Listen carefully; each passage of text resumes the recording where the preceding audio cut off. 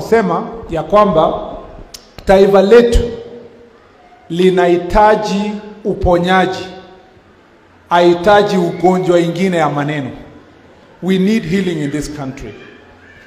Now, when I say this, I say with a lot of strong heart, because I know the president and I know the deputy president and I know the Jubilee leadership.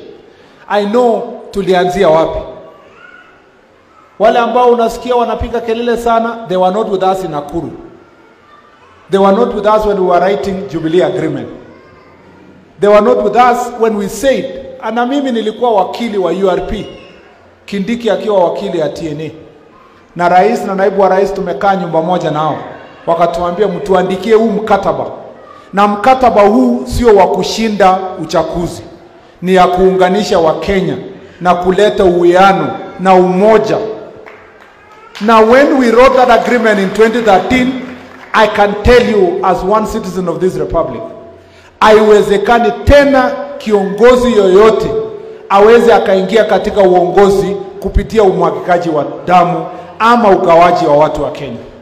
We want to unite this country. And in fact, nimesikia watu wengine wakisema msipopigia huyu kura ama mkifanya hii tutapigana, tutafanya namna. I want to tell the country, we cannot be sold the politics of fear. Going forward, we will be having our elections and go back to our work. There will be no threats ya kusema so and so asipokuwa rais, so and so asipokuwa naibu wa rais, so and so asipokuwa governor, hii nchi haitakuwa moja. We want to change our politics ikue whomsoever shall be elected by the ballot will lead our country, and those of us will go back to our work and will continue doing our job. It's not a life and death issue. Being president is not everything. It is what God makes it possible for us. Na mimi nimeambia naibu wa rais, usisikie hii maneno yote unasikia kwa hii dunia ni mzuri. Kwa sababu kama urais ingekuwa rais, kila mtu angekuwa rais sahi. Si namna hiyo? Ikikuwa rais huwezi kuwa rais. It must be difficult, there must be roadblocks. Mnajua historia ya Nehemiah alipotoka kujenga the walls of Jerusalem.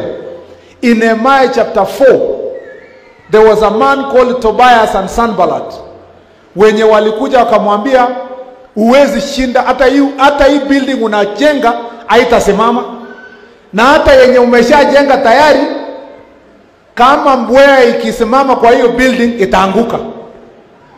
Nehemiah anasema sikutaka kusikia maneno yao, niliendelea na safari yangu, niliendelea kuangalia mbele, nikaambia watu wangu tuendelee kujenga ukuta wa Yerusalemu.